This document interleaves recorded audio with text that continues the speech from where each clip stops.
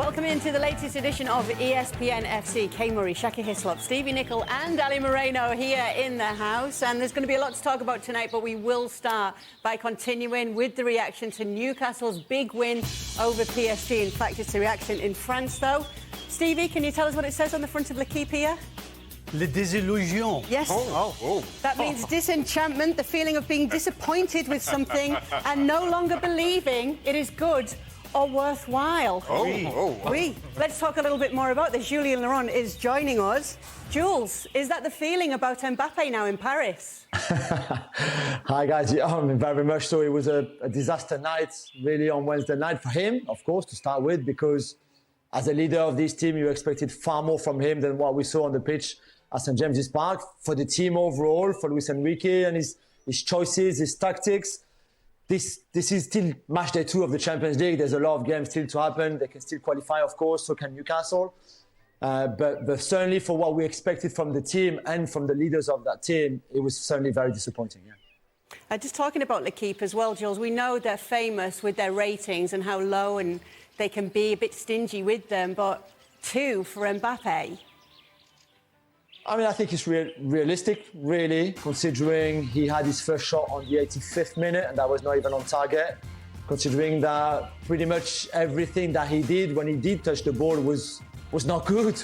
Wrong decision, wrong touch, or poor touch. Maybe the fact that PSG played that 4-2-4 and he played in the centre and not wide left, for example, didn't help him. I understand that. But still, you would expect far more from him than that. There's a lot of talk in Paris about what he does off the field in his private life, especially at night time, if you see what I mean. I don't know if that had an impact on his form in the start of the season. I don't know if what happened in the summer, the fact that he was pushed out of the squad for most of pre-season. I don't know if that has an impact right now on how he feels physically. But certainly the play that we saw on Wednesday night was just the shadow of the play that Kylian Mbappé is. So everybody was awful, right? But when you're Kylian Mbappé and you have the keys to the kingdom, then you're going to carry a whole lot of the weight. Especially when you see the lack of attitude and the lack of fight, the carelessness, the lack of spirit, lack of leadership. And when I look at PSG, this is a team that has a leadership void that is very, very noticeable. And if indeed Kylian Mbappé is going to be your leader, he cannot be walking around the field and slow jogging it around the field. When you can sense the stadium is into it, that Newcastle is into it, that they have pressure all over you, that you have to match the intensity, and your captain and team leader, Marquinhos, team captain, but that we see at the front of the newspaper for PSG when they do things well, he's also the guy who's going to be at the front of the newspaper when they don't do so well. And yesterday was an embarrassing performance from him and from PSG. What about the coach, though, Steve? We just heard Jules talking about the 4-2-4 formation and him not changing it either. Listen, you can talk about formations and tactics, but if you've got a bunch of players, including Mbappe, who are not giving it 100%, because I don't think it's a stretch. When you've got so many players on paper that are getting these kind of marks, 2s and 3s, that's down to desire and attitude and commitment. And there isn't any of that. And the one thing that really I would love to know in the next coming weeks is the reaction of Mbappe's teammates. Because every single person that's ever been a professional footballer will have played with somebody who will try and look as though they're trying. And that first clip we showed of Mbappe miscontrolling the ball on the edge of the box, and he gave it the classic as if he was trying. But not really. But not really. Every pro knows exactly what that is. And when your supposed star man, supposedly the best player on the planet right now, or one of, is throwing that kind of stuff in, I tell you what, the next couple of weeks, we'll see on PSG who is going to call this guy out or who's going to follow him. Because if it's one of my teammates, I'm calling them out, and I certainly am following them. What's been the reaction, Jules, with the French media towards the coach and from the fans in Paris? Well, we've discussed the tactics a lot, of course, that 4-2-4, which I agree with Stevie. It's not just about the system, because it's still the players within that system that make the system. For all we know, he might have started with the 4-3-3 and the disaster would have been the same. We will never know that.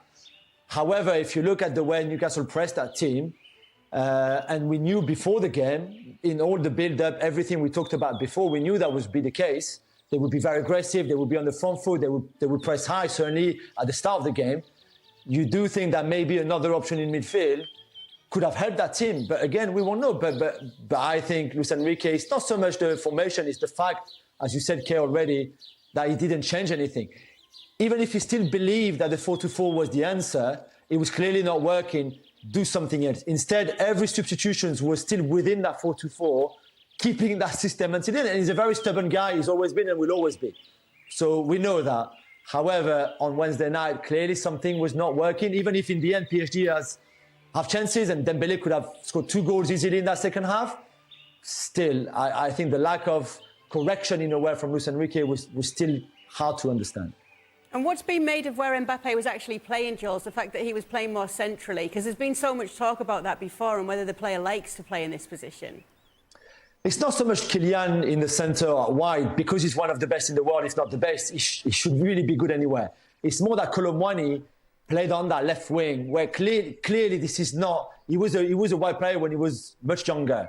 And clearly, at Frankfurt last season, we saw him in the centre. With France, he plays in the centre. And this is not really... Of course, he can do a job now and again there. In a game like this, out on the left, like he was against Kieran Trippier and Sean Longstaff and Almiron, who defends for his life all the time and runs a lot, there was no way Colomwani would do anything in that position. And that was a disaster. He didn't even deserve the 2. I guess for Mbappe, maybe the 2 is just okay. For Colomwani, I'm not even sure the 2 is okay out of 10. So for me, that was the biggest mistake maybe from Luis Enrique, was to put Colomwani there.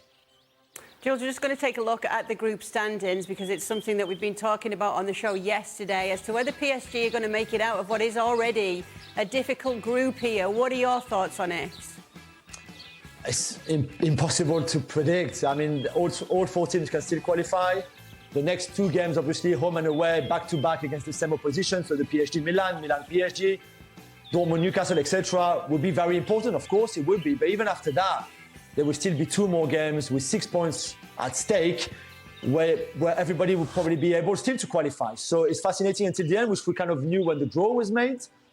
That defeat at Newcastle will be hard to swallow and hard to take. However, this is better in match day 2 than in match day 6 when the qualification was on the line, for example. So now you just forget about it. You learn the lesson, and that's the only thing I said to Gab this morning. I'm not sure Luis Enrique is a guy who learns much from what he does. So that's the only thing here. The other thing I just want to mention, Jules, is the fact that they're not top of the league when it comes to Ligue 1 as well. Is there a concern for PSG this season? I don't think so. I think it's a bit too early to say, and we will see the reaction when the league starts at the weekend and after that. But I think they will be fine, really. I think that was a blip more than anything else. OK, thanks, Jules. We will let you go. Thank you, guys. What about... we'll speak to you again soon. Shaka, I wanted to come to you on just looking at that group there.